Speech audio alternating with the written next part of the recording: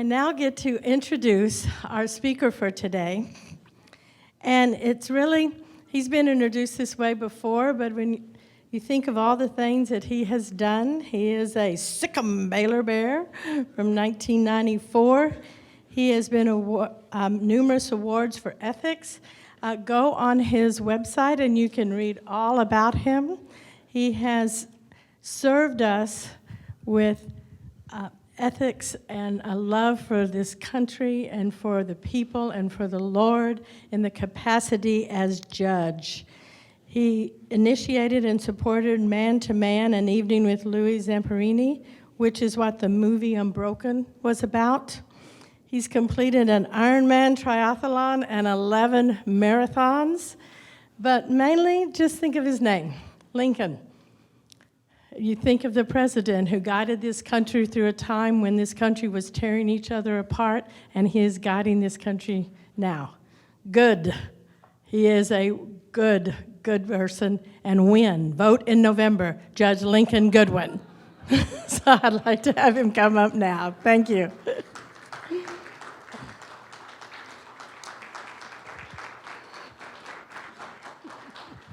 Thank you, Mayor. I appreciate that. Well, good afternoon, everyone.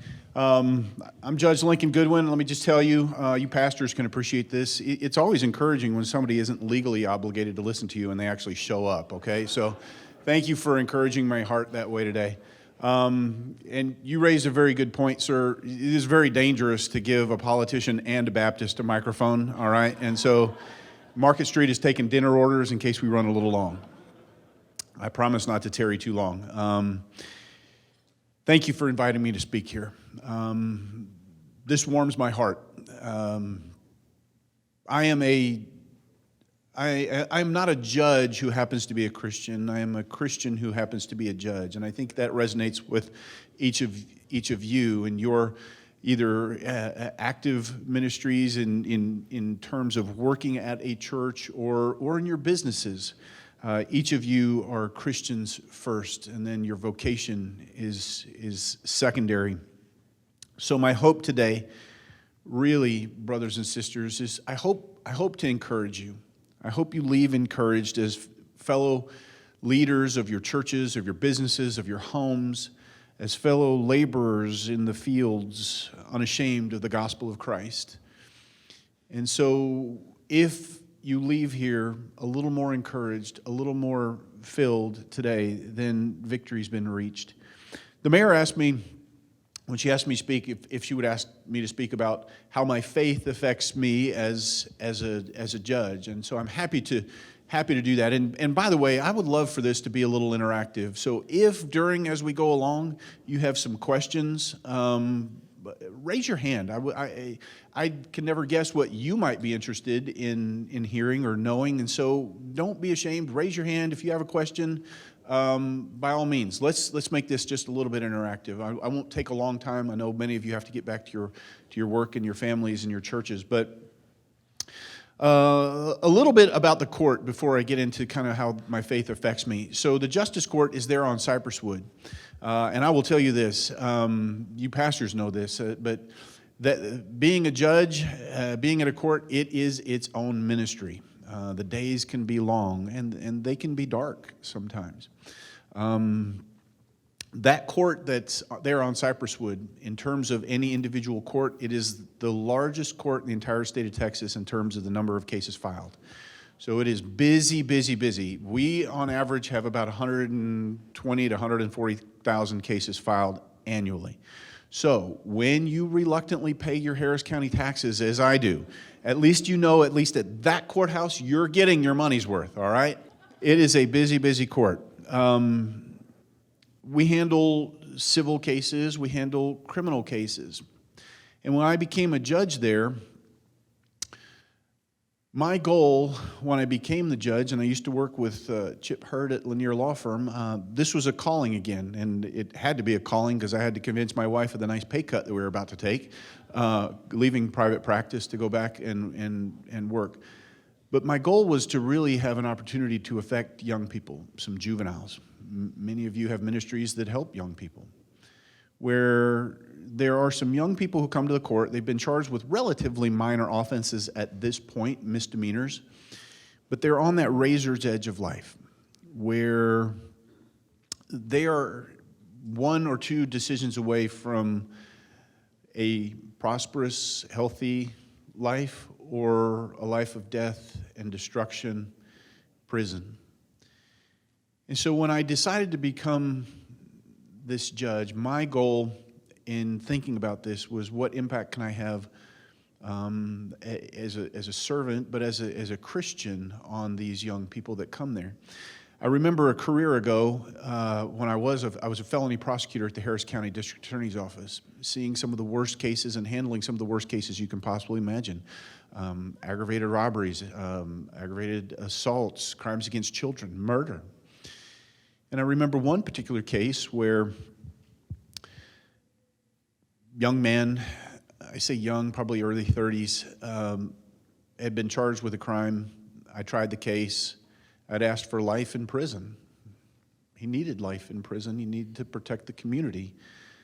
But as the jury was sentencing him, I didn't know that's what I asked for. I didn't know that was what they were going to give him, and the jury gave him life in prison. All I could do at that moment, I didn't relish that as a victory, not at all. I was glad that the community be safe. There are always consequences for decisions. We never let that escape us. But in my chair, in that moment, 10 feet away, somebody who was going to spend probably at least the next 20 years in prison before he'd be eligible for parole, all I could do was pray for this young man. And I just wondered about everything that had led up to that moment. So when I decided to become a judge, my goal was to say, how can I catch somebody 3 or 4 or 5 steps back before they get to that point?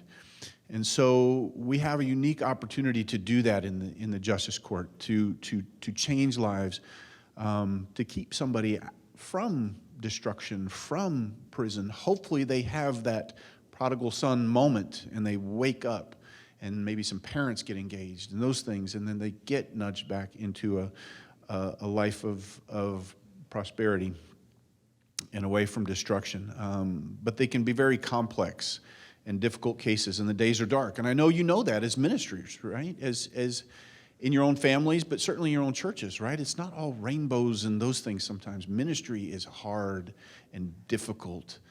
And so I want to thank you all, whether you're lay ministers, you're all ministers, or actual vocational ministry. You're always in ministry. So how does my faith affect me as a judge? First, like you, I'm a servant. I'm a servant. Of course, you pay me to do my job, right? Thank you. Collecting taxes is easier than collecting tithes. If you're laughing, you know exactly what I'm talking about, don't you, pastors? All right. So, yes, I'm a public servant, but it definitely goes deeper than that. I must first each day understand that I'm a servant of the Lord. I'm a servant of the Lord, and everything I do needs to be put on and viewed with that perspective. Paul described himself as, a doulos, a bondservant, a slave to the Lord. And so having that view helps me endure, is that I'm not there for me. I'm there for you and everyone else in the community. One, to ensure that our laws are followed, the constitutions of our great country and our state, and to ensure that our community is kept safe. And so my service isn't just when I'm on the bench or just when I'm in chambers. It's all the time. It's to all of you all the time. And you've entrusted me to do this job. And I think about the verse in Mark. Jesus tells us, "For the Son of Man came not to be served, but to serve, and to give his life as a ransom for many." And so anything I do in comparison is minuscule, but I am encouraged by our Holy Spirit from that verse each day to be a servant. Second, my faith helps me to hopefully be dedicated in my work, because I have a responsibility to you as our citizens, and more importantly, an obligation to work for the Lord. Each day, before I start on my to-do list, I will put Colossians 3:23 right on my task list right there. I write that first things, and that's kind of the verse that I tend to go by every day is, whatever you do, work at it with all your heart as though working for the Lord and not for man. And so I brought a little demonstrative, if I might. This is the robe that I wear every day when I go on the bench. But inside this robe is stitched Colossians 3:23. So I see that before I put that on. Because it's a reminder before I put this on, this isn't about you. It's not about your ego. It's not about how funny your staff thinks your jokes are today, right?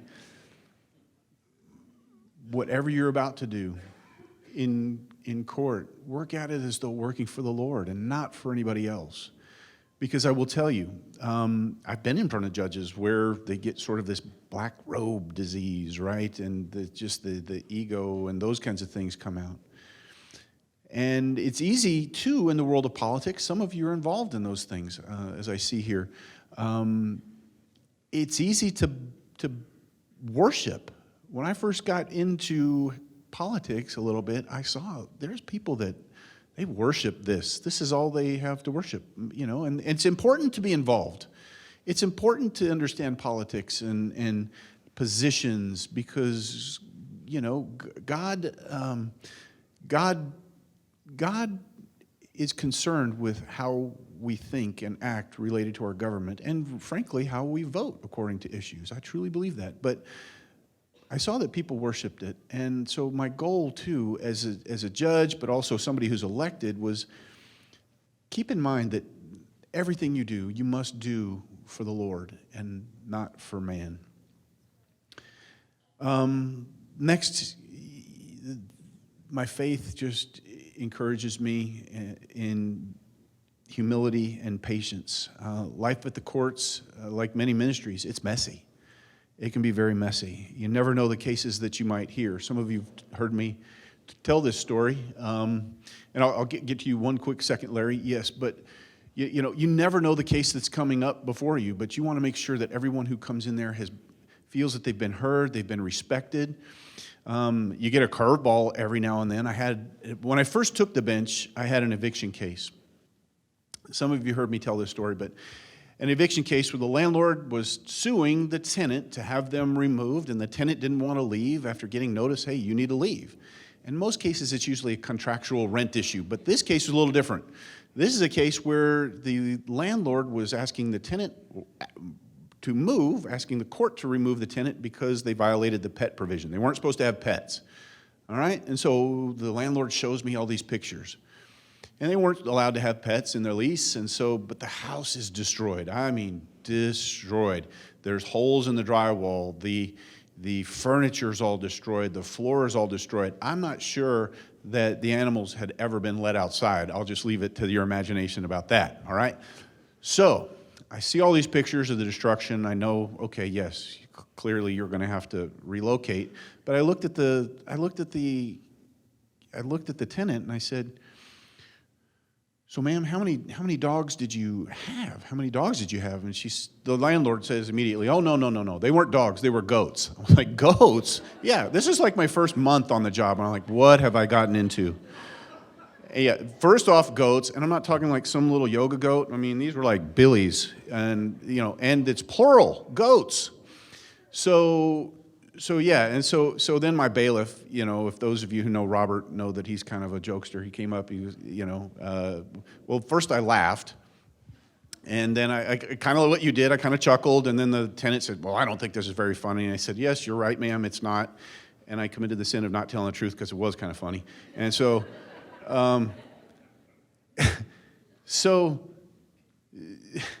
So the bailiff comes over, he says, well, I guess that lady really got your goat, huh, Judge? And I'm like, very funny.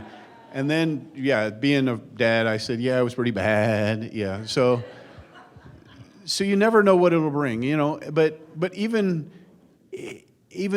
within a year ago, a young lady, some of you heard me tell this story the other day, young lady, in a juvenile case, it came out as we peel the layers of the onion back that she's dealing with these life issues, abuse and substance abuse. those kinds of things. She just told the court, I don't want to live anymore. I don't want to live anymore. Full stop. Full stop. We got her into a facility. There's only 3 juvenile facilities for suicide prevention in Harris County, and we called and got everything and got her in there. She got stabilized, and I'll fast forward just for the sake of time, but we've kept in touch with her. She was on a short probation, we'll call it, but really just to keep tabs on her, make sure she was safe and nudged back in the right direction. She then graduates from high school.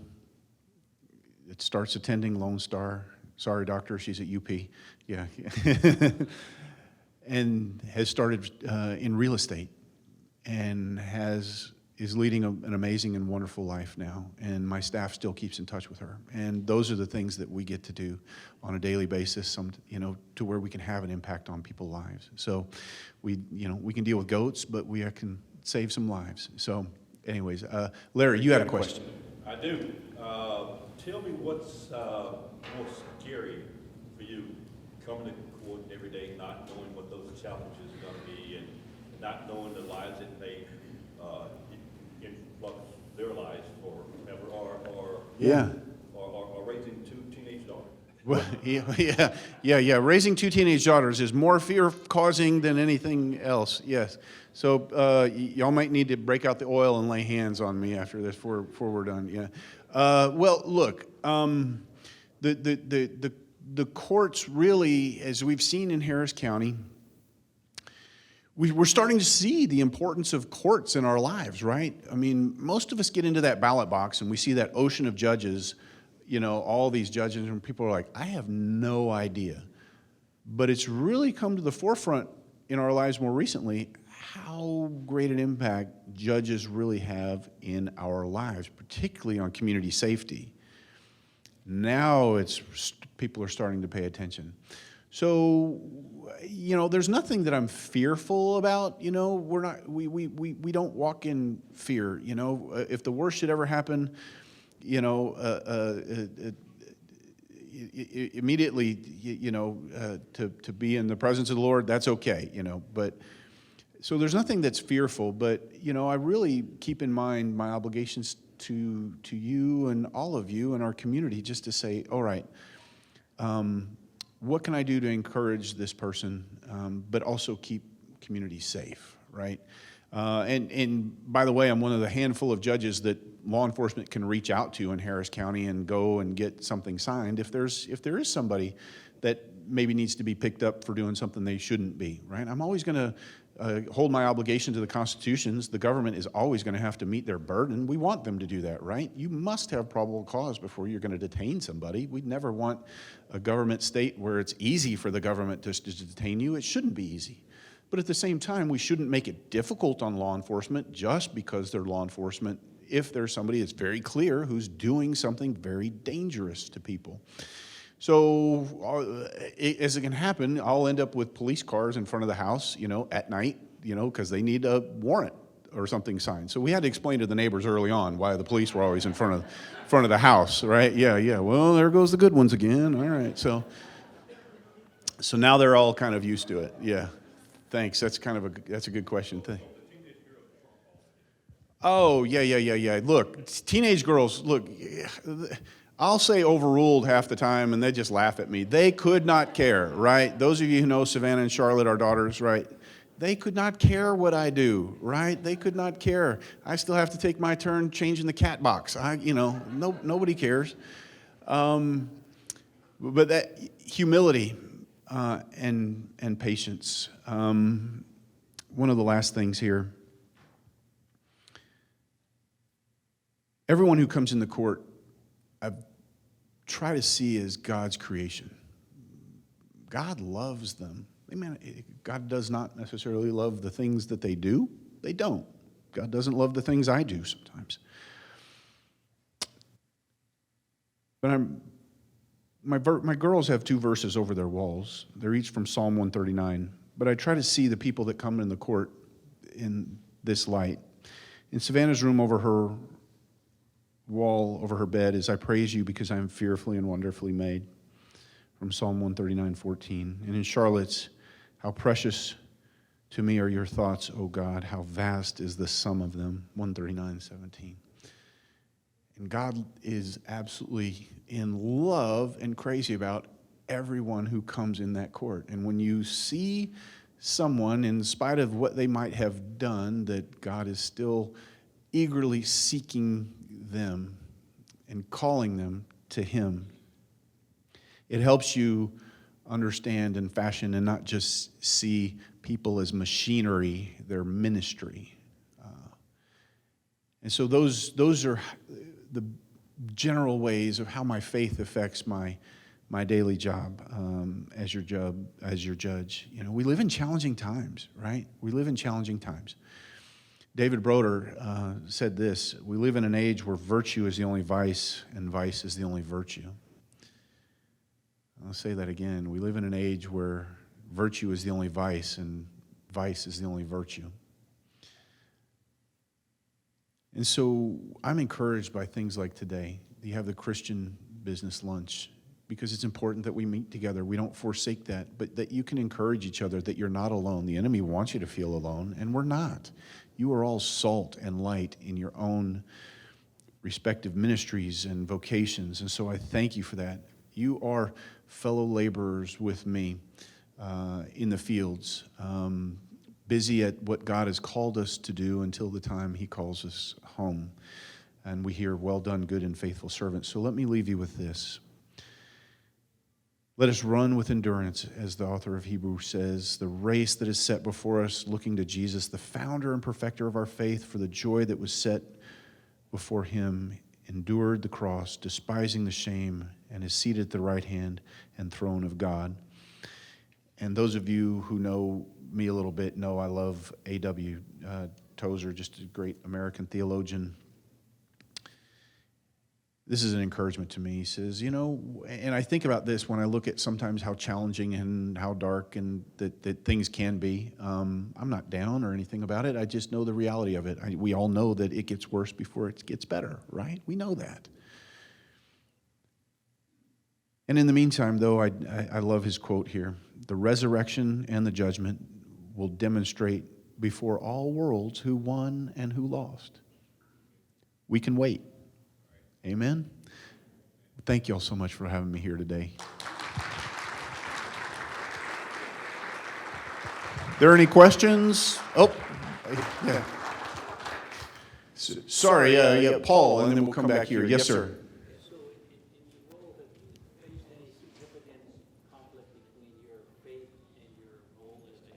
Have you faced any significant conflict between your role as a judge and your Christian faith? And how did you handle it if you did? That is a good question. Have I faced any significant conflict between my role as a judge and my faith? You know, I think making sure that really it's not looking at the shininess of the position, thinking that you're anybody or anything, right? Just because of the job that you have. Thankfully, I'm in a low enough position. You know, I'm literally like, other than the constable, I'm like at the end of the ballot when you get there, right? And so that's a good dose of humility. But you know, people. Yeah, at least I'm on the ballot, right. You're going to get carpal tunnel getting to where I am on the ballot, but yeah. So, but it really is making sure that I keep a good dose of humility all the time, because I've seen colleagues and friends that can get sucked into that, right, thinking positionally you're much more significant, and then they take their worth and their value from the position, right, rather than anything else, rather than your identity in the Lord. So just kind of, if I was going to say there was a daily thing, it would be that, yeah, just trying to maintain humility. And again, you look, when I'm changing the cat box like everybody else in the house, there's a full dose of humility, right? So, yeah, thank you, Paul. Yes, sir.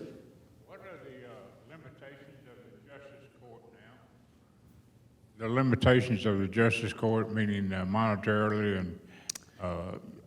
Right, in a civil lawsuit, it's now $20,000. 20, and then criminal-wise, how far do you go? Most of they're all misdemeanors. Misdemeanor? Yeah, so in a justice court and county court levels, there's like 6 jurors because they're misdemeanors. And in district court, where somebody might be charged with a felony offense, that's where you have 12 jurors. Thank you for being a reader of Colossians 3. It's one of the greatest chapters in the Bible. Oh, thank you. I appreciate you. Thank you. Thank you. Y'all are awesome. Hey, thank y'all so much. I'm about to go back into court. I've got a docket waiting for me. But I'm going to leave refreshed and encouraged just by being here today. So that's my cue. All right. This died. Great. Yeah. Thank you.